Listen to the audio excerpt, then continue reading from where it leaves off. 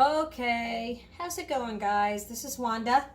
So today I'm making a roasted tomato salsa.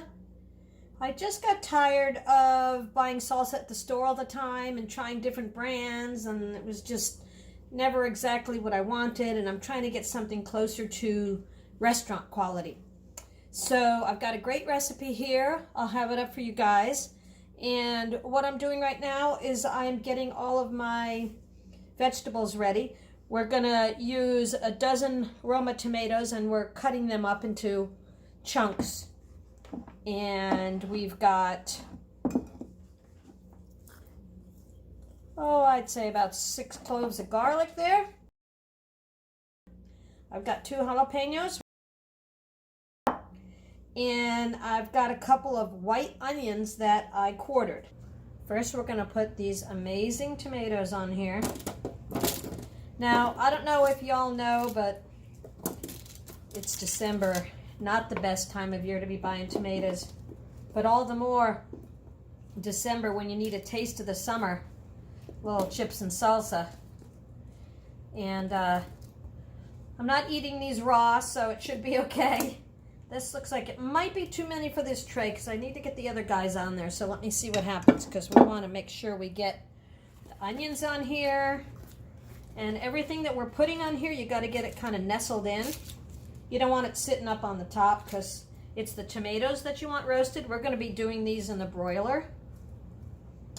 And, you know, I need something in the darkness of the winter to make me think of the summer. And that's why we're doing this today. Let's put these garlics around here. And speaking of having a little bit of the summer, I wanted to show you a couple of weeks ago when things started getting cold and rainy, and I had a feeling that the freezing temperatures were coming pretty soon.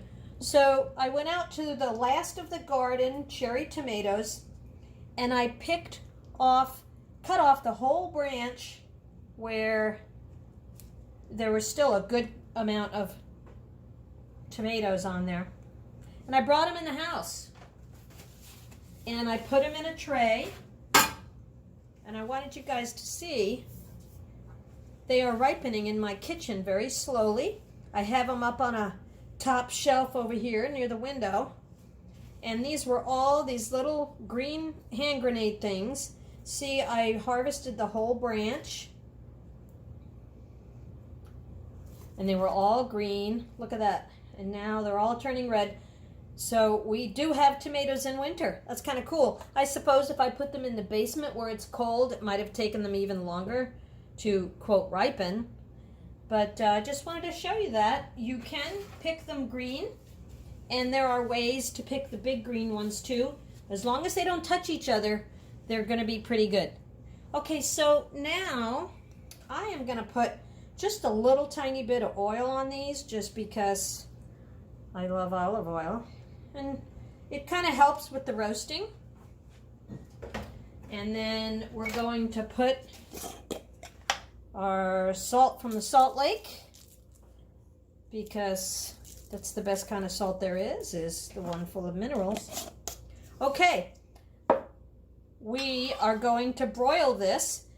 And I'm going to get this in the oven and then I'll be back. I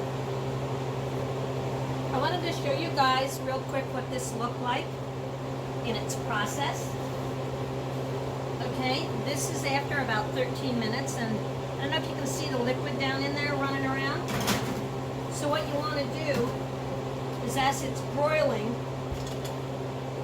I take a pot holder and I fold it up and I prop the door open, because all the liquid in that tomato has got to go somewhere, and your oven is fighting to roast the tomatoes and get rid of the moisture. So that's just an urban hack. Okay guys, so here is the result.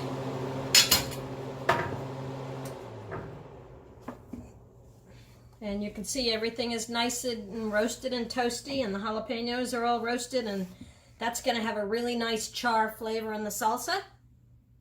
And in case I didn't mention it before, after we're done with this, we are going to make chips because you can't make homemade salsa without making homemade chips. And once you make homemade chips, you'll never go back. Nothing at the store will compare to making your own. So we're going to let these cool. Okay, we are back and everything is roasted. And now we are going to put it all in the Cuisinart and make our salsa. I'm taking the stem off the jalapeno. I think that's the one thing that is not gonna get ground up well. So I'm gonna put that over there. And then we're just gonna start, oh, my bad. First we have to take the garlic out. Okay, see that garlic clove right there? And I am just going to peel it a little bit. I'm taking the bottom off. And it kind of pops right out of the paper. There you go. And it's even got a little roasty on the side there too. And that's going to go in there too. So let me make sure that I'm not taking any of those. Put a jalapeno in. There we go. There's another garlic. Here's the onion.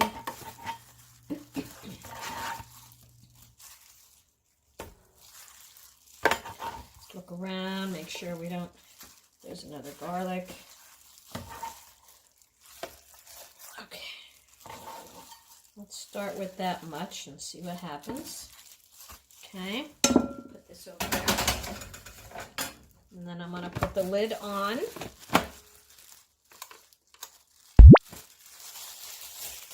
Would help if I plugged it in. So let's get the extension cord and plug it in.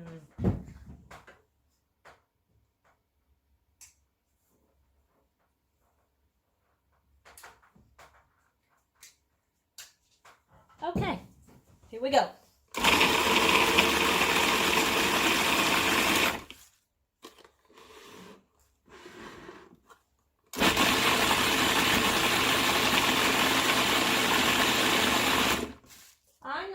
Run it too much because I like my salsa with a little chunk in it. So let's take a look and a taste. Okay, that's pretty chunky. Look at that. So if you wanted it looser, you could add a little water.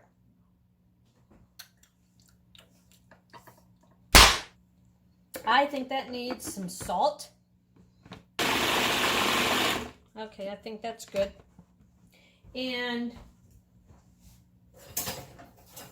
this isn't going to be canned, so I'm going to be probably giving some of this away. And I am confident that this could also be frozen. So, and if you do put it in a jar that you're going to freeze, remember you need to give it some headspace because this will expand when it's frozen. Okay. Well, that's looking pretty good. I dipped my chip in that. All right, let me load up again and we'll be right back. Okay, so I washed my hands so I could do this without gloves and show you the garlic clove. It's all toasty and hard on the outside. And you just break off the skin. Comes off pretty easily, separated. And there you have your garlic clove, and you just drop that in. Sometimes you can just tear it at the top and squeeze it out. I wasn't going to say this, but it's kind of like a pimple. But, you know, gotta call it like you see it, right? Some of those smaller ones are harder to do. Here's a big one. Look how easily that came out. The olive oil helps with that too. If you make sure that your garlic cloves are oiled, it'll make them softer. Look how nice that one came out. As they roast, they'll be a little bit softer. Wow, roasted garlics. Oh, it smells so good. And it tastes good too. And the tomato. Okay. And that is it. Let's run this one.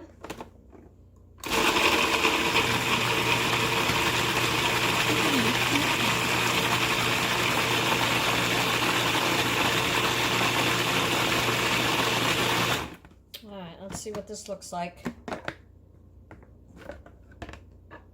Okay, yeah, I think I'm gonna run it just another minute or so. That wasn't very long. I don't know how many seconds that was, but...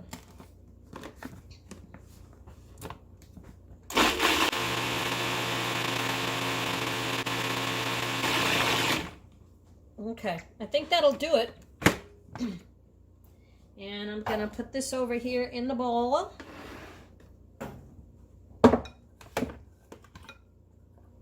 You know, I don't think I'm gonna add any liquid to it. Like I said, you could if you wanted to.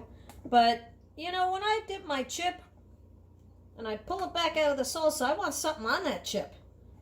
I hate it when it's just like the liquidy thing on the chip. That's kind of stuff in the grocery store I'm finding. Even the fresh stuff is a little wimpy-ish as far as I'm concerned. Got a pretty good... I just hit jalapeno. Snap. Oh my God. It has a nice tomatoey flavor. Woo!